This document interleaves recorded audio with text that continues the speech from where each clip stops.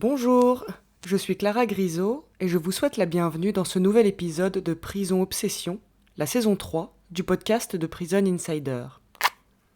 Je vous avais laissé, au début de l'été, avec des promesses d'évasion et quelques perspectives. Celle de ne pas prendre pour acquises certaines règles, de questionner leurs origines et d'aller creuser derrière certains interdits. La prison est un lieu de privation. Privation d'aller et venir, en premier lieu.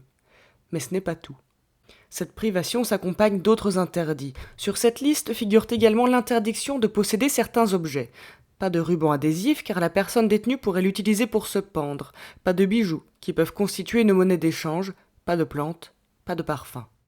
Ce qui est assez frappant en prison, c'est que la loi française dit tout ce qui n'est pas interdit est autorisé. On n'a pas le droit de tuer son voisin, mais c'est pas interdit dans la loi de marcher en chaussettes. Donc c'est autorisé. Si c'est pas interdit, c'est que c'est autorisé. En prison, c'est le contraire. Tout ce qui n'est pas autorisé est interdit. Et du coup, ça fait qu'il y a beaucoup d'interdits. En France, le café était interdit en prison depuis 1986 et s'est vu autorisé à nouveau en 2013. Les règles changent. Ce qui semble évident aujourd'hui ne l'était donc pas hier. Nous l'avons bien vu dans l'épisode précédent lorsque l'évasion simple s'est vue pénalement sanctionnée il y a 20 ans. D'autres choses permettent une évasion temporaire. Parmi elles, la consommation d'alcool et l'ivresse qui peut en résulter.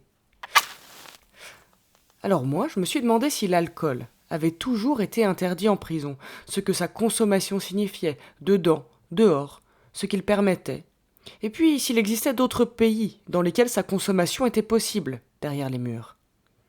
Ce faisant, nous nous interrogerons sur les interdits, sur les normes, pour les examiner, les critiquer, peut-être. Bienvenue dans cet épisode 2, Alcool, la prison sous pression.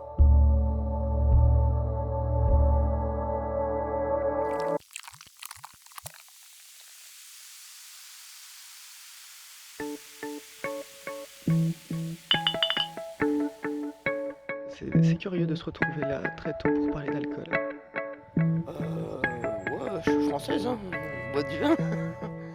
Et donc, qui définit ce qu'est le bon usage d'alcool? Du coup, il n'y a pas cette espèce de chape de plomb, ce qu'on pourrait avoir dans les sociétés occidentales où on regarde les gens comme des alcooliques dès qu'ils ont bu 2 bières.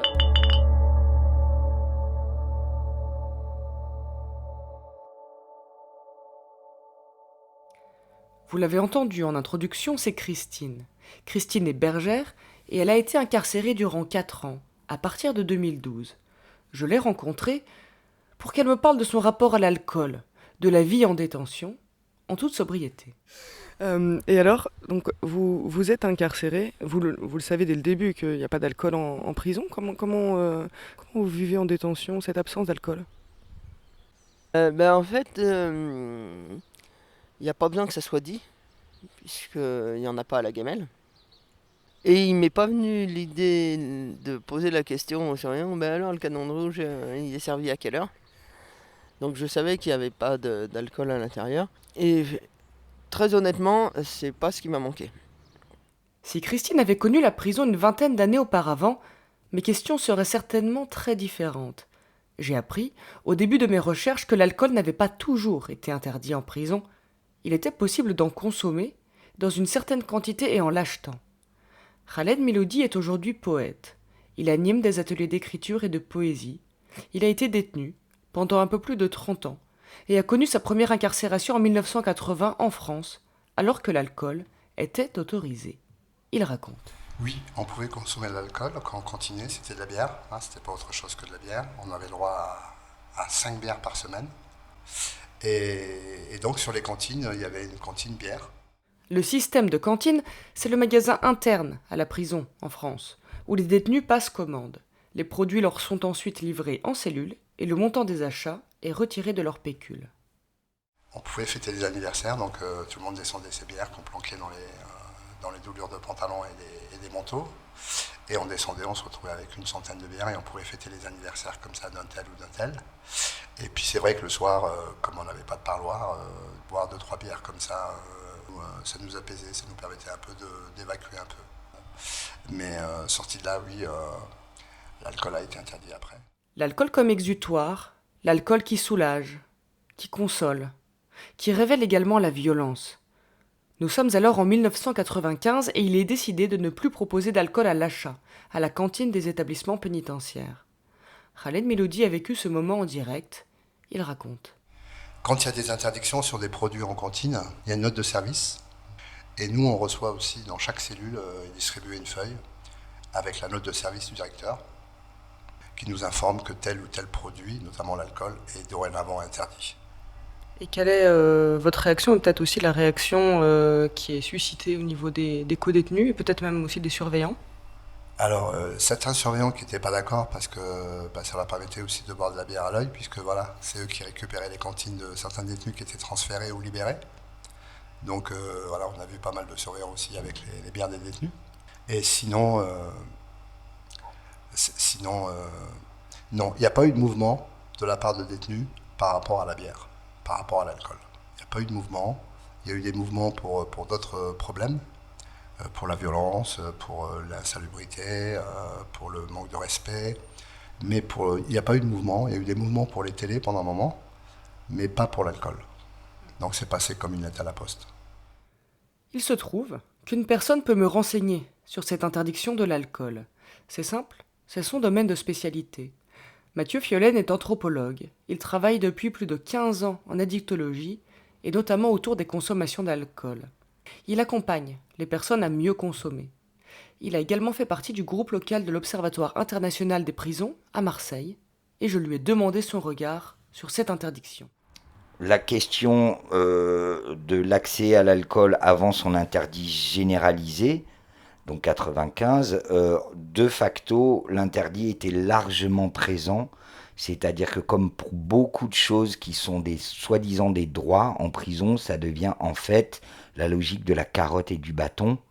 Donc selon le pouvoir discrétionnaire de l'administration pénitentiaire, on accorde à un tel le droit, lui, possiblement de cantiner un peu de bière, et à tel autre, on l'envoie privé pour tout motif quel qu'il soit. Ça, c'est la première chose. La deuxième chose, jusqu'en 95, beaucoup de prisons, avec le pouvoir discrétionnaire du chef d'établissement, avaient déjà proscrit l'alcool. Il n'y avait plus de possibilité à le cantiner, quand bien même la loi ne l'interdisait pas formellement.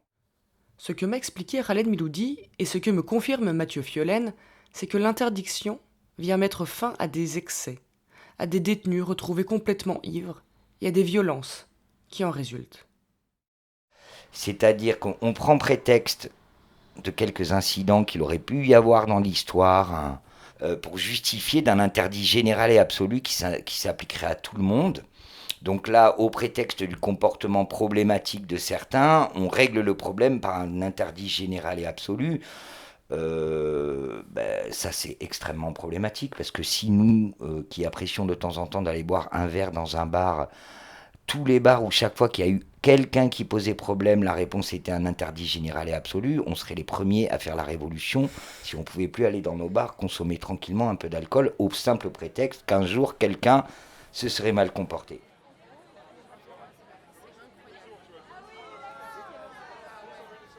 La relation, la présence ou l'absence d'alcool offre une clé de lecture du fonctionnement d'une administration pénitentiaire, où les produits interdits peuvent, comme ailleurs, s'acquérir au prix fort, via des introductions clandestines ou permises par des actes de corruption, où les produits proposés à l'achat sont fréquemment plus onéreux. Sauf que l'alcool n'est pas n'importe quel produit, et les consommations excessives signifient quelque chose. Mais quoi ? Je vous propose de faire un petit détour par la définition. Je suis allé rencontrer Nina Tissot, elle est sociologue et intervenante auprès de publics usagers de drogue. Elle anime également des ateliers en prison. Le sujet là qui m'occupe plus particulièrement, c'est celui de l'alcool, et de l'alcool en prison, ou plutôt de son interdiction.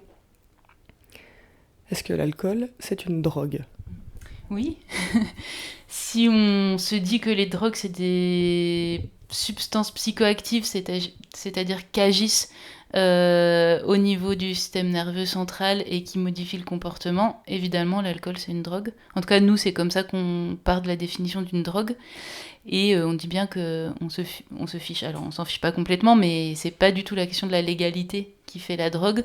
Et c'est pas non plus la question des effets qui seraient stimulants, ralentissants, excitants, etc. C'est est-ce qu'il y a un effet ou pas sur le système nerveux, est-ce qu'il y a une modification du comportement et éventuellement est-ce qu'il y a une addiction ou en tout cas une dépendance qui peut en résulter et toutes les drogues ne rendent pas dépendants. Peut-être évoquer ce que les personnes cherchent à atteindre lorsqu'elles se droguent ou lorsqu'elles consomment de l'alcool. C'est une grande question, ça, parce qu'il y a énormément de réponses à ça, puisque ça va être évidemment singulier, propre à chacun. Après, ce qu'on cherche en consommant n'importe quel produit, c'est à bouger un état qui est celui sans le produit. Alors après, ça peut être une recherche de plaisir ou de réduction du déplaisir, ça peut être une recherche d'intensité ou et puis parfois on consomme parce qu'on s'ennuie radicalement dans sa vie et qu'il n'y a pas de perspective d'avenir, il ne se passe pas grand-chose et du coup on consomme pour égayer le quotidien. Puis parfois on consomme pour réduire les effets d'autres consommations. Donc, et puis voilà, je pourrais donner 1 milliard d'exemples. En tout cas, on consomme toujours pour quelque chose. C'est quand même ça qu'il ne faut pas oublier, c'est qu'il y a toujours une bonne raison. Il y a toujours une raison et elle est bonne au moment où la personne décide d'avoir cet usage. Les usages, ils sont rationnels, quoi. C'est pas, les gens ne font pas n'importe quoi de n'importe quelle manière et ils ne sont pas complètement insensés, en fait, avec les choix qu'ils font de produits et de modes d'usage.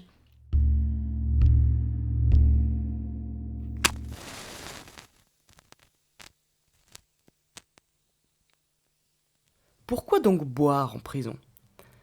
Eh bien, certainement comme dehors, pour passer un bon moment, ou pour oublier, s'oublier, pour ouvrir des espaces de dialogue qui, sans ça, n'existent pas.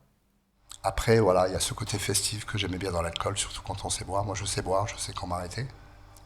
Et puis, on a besoin, surtout après des longues peines comme ça, et c'est pour ça que l'alcool permettait aussi à certains détenus de décompresser un peu, d'évacuer un peu, de se mettre à chanter, à siffloter dans la cellule.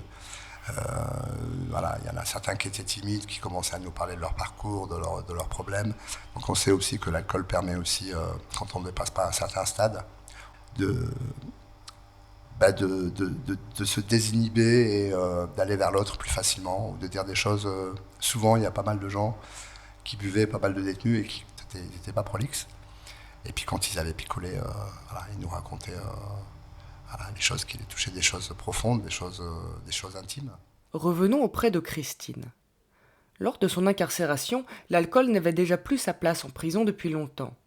Sauf que, comme tous les interdits, il se contourne. Voici ce qu'elle explique, qui permet d'éclairer ce que peut permettre la consommation d'alcool lorsqu'elle est effectuée clandestinement. Et il y a l'envie de trouver le produit interdit. Donc, quand quelqu'un ramène du shit du parloir, waouh, c'est génial. Et pour un anniversaire d'une copine, on lui fabrique une bouteille de jus de fruits fermenté. Et on la boit ensemble en promenade. Et on surjoue comme les gamins, tu sais, de 15 ans, de 10 ans qui boivent un panaché, qui font « Ah, je suis sous !»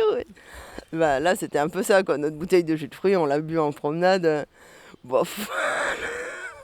Vraiment, ouais, on jouait à être sous, on jouait.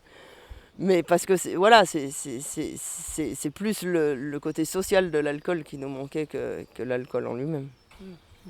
Tu prends de l'eau, de la farine, tu laisses vieillir, tu nourris ton levain, ça c'est un truc de paysan qui fait son pain. Et bon, t'as une fermentation normale, quoi. C'est de la chimie de base. Et je te le redis, en fait, ce qui compte, c'est le fait d'offrir une bouteille de jus de fruits fermenté. C'est ça qui fait que le taux d'alcool peut être assez petit. Le jus de fruits peut être dégueulasse. C'est pas ça qui compte. Ce qui compte, c'est le social, quoi. En dehors de ces fabrications clandestines d'alcool, Christine a pu consommer au moins une fois. Alors qu'elle se trouve au culte catholique, son attitude lui est reprochée par l'aumônier.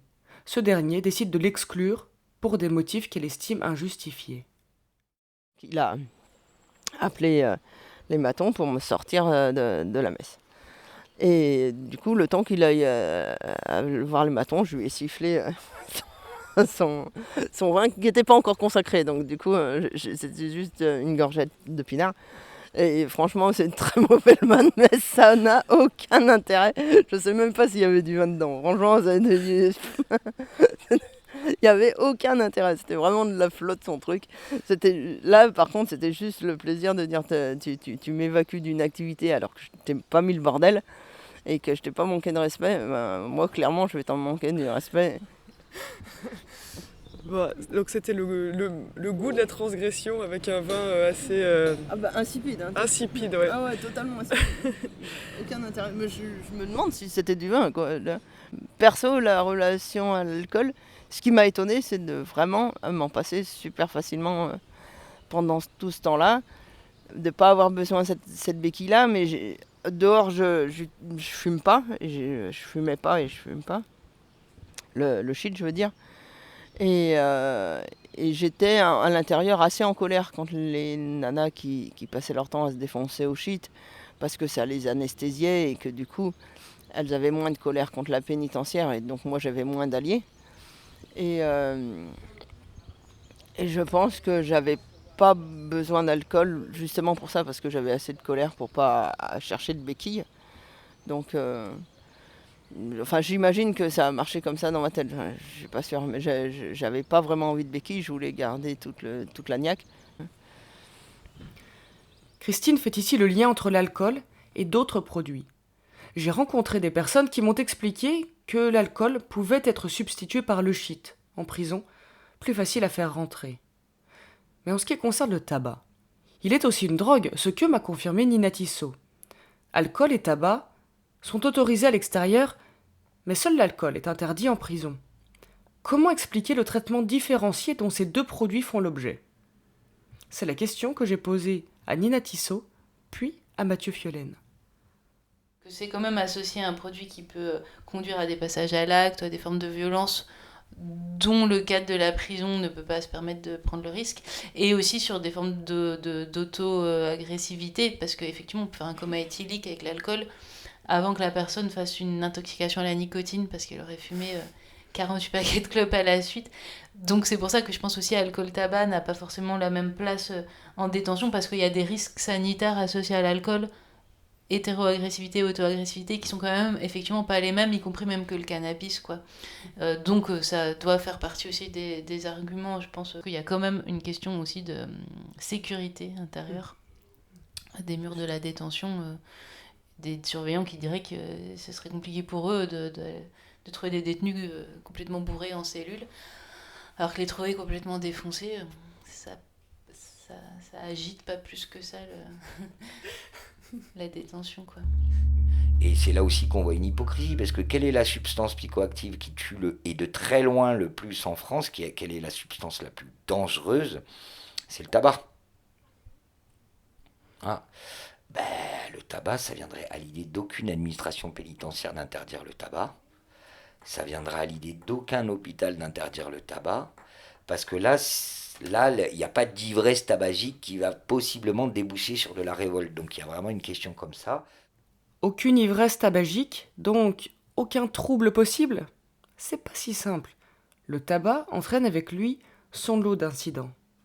Toutes les tentatives de suicide, les feux dans les cellules, les détenus qui se coupaient, justement pour crier au secours, pour avoir du tabac, les nuits blanches que les détenus passaient à taper à la porte parce qu'ils n'avaient pas eu leur cantine tabac ou leur mandat n'était pas arrivé avant la cantine, donc ils étaient obligés d'attendre 15 jours. Donc ouais, le tabac ne sera jamais interdit en prison, et même au niveau des violences, hein. C'est à cause du tabac qu'il y a des bagarres, c'est à cause du tabac qu'il y a du racket. Le tabac, c'est de l'or en prison. C'est comment ? C'est de l'or. J'exagère pas. Il y a plus de violence dans les prisons françaises à cause du tabac qu'à l'époque quand l'alcool était autorisé. Parce que c'était quand même une minorité de détenus qui buvaient et qui passaient le cap de la violence et de l'agressivité. La plupart des détenus qui picolaient, ils se mettaient à ronfler. Donc c'est pour ça que pendant des années, les surveillants ont accepté que l'alcool était autorisé, parce que justement, après avoir picolé, la plupart des détenus, ils étaient au lit. C'était silence dans les coursives, on entendait les mouches voler. À l'inverse, le tabac, lui, dans ce manque-là justement de tabac, en fout certains détenus au point de se couper pour avoir une clope.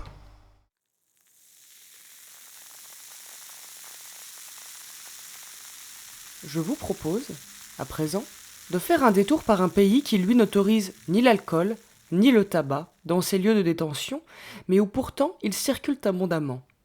Il s'agit du Burundi, un pays situé au centre de l'Afrique. La situation y est difficile, tant pour les personnes détenues que pour l'administration pénitentiaire. Crise politique, prison vétuste, surpopulation carcérale. Vous allez le voir. Si mes réflexions sur l'alcool sont probablement le cadet des soucis des autorités, sa présence dans les prisons burundaises permet d'entrevoir certains aspects du fonctionnement d'un système pénitentiaire. Christine Deslauriers est historienne et spécialiste des prisons au Burundi. Alors, du point de vue du droit et des règlements intérieurs des prisons au Burundi, l'alcool est interdit. Néanmoins, l'alcool est présent et assez présent et même très présent dans les prisons burundaises. De l'alcool à la fois industriel, des bouteilles brassées à la Brarudi, qui est la brasserie nationale du Burundi, mais aussi de l'alcool fabriqué sur place, notamment avec du sucre. Donc il y a ces deux types d'alcool, celui que fabriquent les prisonniers et celui qui peut pénétrer en prison via des policiers, via des visiteurs qui réussissent à cacher certaines bouteilles dans leurs affaires. Et également, une troisième forme de boisson, c'est ceux qui ont la chance de pouvoir aller travailler dans les champs pénitentiaires qui sont à l'extérieur et qui, en fait, sont censés travailler de 7h à 9h et en général, le matin, et en général, en profitent pour aller boire une petite bière dans le quartier parce que, notamment pour ce qui concerne la principale prison du pays, à Bujumbura, c'est une prison encerclée dans un quartier populaire.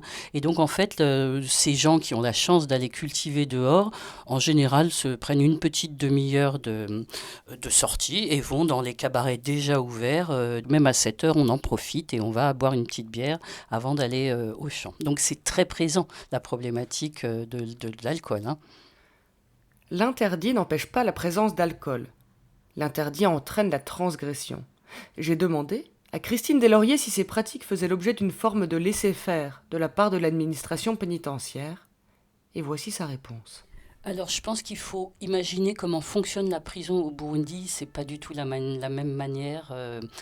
C'est pas le même fonctionnement qu'une prison en France. Par exemple, il y a très peu de surveillants et de policiers dans la prison. Ce sont des détenus eux-mêmes qui en fait gèrent la sécurité, etc. Donc, ils font absolument partie du système en fait, du système d'introduction de l'alcool en prison. Il n'y a pas que l'alcool, il y a le chanvre, il y a tout un tas d'autres choses qui circulent en prison, donc il n'y a pas vraiment de surveillance. Les directions pénitentiaires, les officiels, ne sont pas mécontents qu'il y ait ce type de circulation de boissons. Jusqu'à un certain degré, bien entendu, il ne faut pas qu'il y ait des violences qui s'ensuivent à cause de l'ivresse, mais parce que ça calme en fait d'une certaine manière la population carcérale, ça les occupe, notamment le week-end, parce qu'il y a aussi des week-ends en prison, et donc les autorités pénitentiaires ne sont pas forcément hostiles, même si, bien entendu, dans le discours officiel, on ne dira pas bravo à l'alcool, mais ne sont pas hostiles à ce qu'il y ait une circulation et un partage de bière. La bière étant quand même au Burundi aussi très très spécial, c'est vraiment ça relève du partage social très très important. Donc retirer la bière à des Burundais, c'est très difficile. Ça fait partie de leur société, de la culture de tous les jours dans les relations sociales. La présence d'alcool et les modalités de sa consommation éclairent toutes sortes d'aspects du fonctionnement d'une organisation pénitentiaire. Des actes de corruption, des temps vides pendant lesquels les prisonniers veulent faire passer le temps, le risque mesuré de l'ivresse, la possibilité de circulation entre le dedans et le dehors. L'alcool, finalement, renseigne sur un système. Retour en France. Personne n'y défend le droit des prisonniers à boire de l'alcool, quel qu'il soit. Sauf peut-être Mathieu Fiolaine ? Je lui ai posé la question. Complètement, à moins d'entériner cette réalité qui serait que les personnes détenues, à partir du moment où elles sont détenues, cessent d'être des citoyens. Dès lors qu'on affirme qu'elles le sont, et me semble-t-il, elles le sont pleinement, quoi qu'on en dise et quoi qu'on leur inflige, ce qui est autorisé pour n'importe quel citoyen dans la vie normale, au-delà de la privation d'aller et venir pour la personne détenue, on n'a pas à le priver du reste. Il y a toujours eu des politiques dans l'histoire qui visent à priver d'accès à l'alcool, dont on rappelle qu'il est depuis toujours légal et accessible aux bons citoyens. Il y a toujours eu des politiques qui ont visé soit à restreindre, soit à priver complètement d'accès des populations qu'on juge inaptes à consommer. Et en quelque sorte, ça a toujours été historiquement des populations qu'on considérait comme dangereuses. Appréhender à la fois l'alcool, mais aussi les politiques, soit de valorisation de l'alcool, soit d'interdit de l'alcool, comme des logiques sociales à l'œuvre, visant à classer, à inclure ou au contraire à exclure, c'est un enjeu absolument fondamental. Mais la prison, c'est pas hors la société, c'est la caricature de tout ce qu'est notre société, et y compris dans les logiques de ce que la norme peut accepter, de ce qu'elle refuse et de comment elle le refuse. Au nom de quoi? Là, en prison, c'est évident, c'est au nom du tout sécuritaire, au nom du zéro évasion, au nom du zéro incident, et tous les moyens sont bons.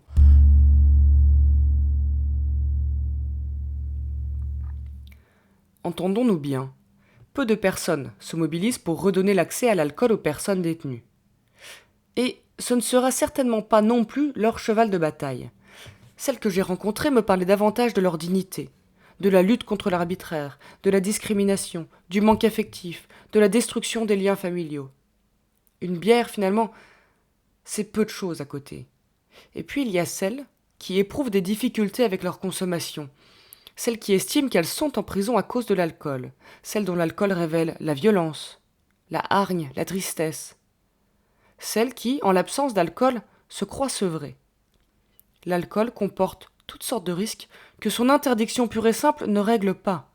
Tout au plus, son absence en détention décale les problèmes qui se poseront à nouveau lorsque ces personnes retrouveront la liberté.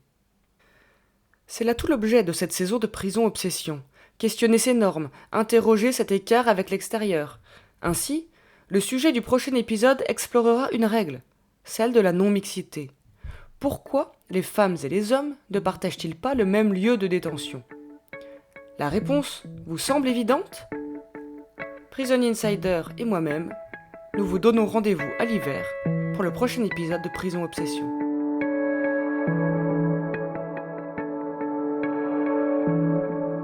Cet épisode fait partie du podcast Prison Obsession, le podcast de Prison Insider. Cet épisode a été écrit et réalisé par Clara Grisot.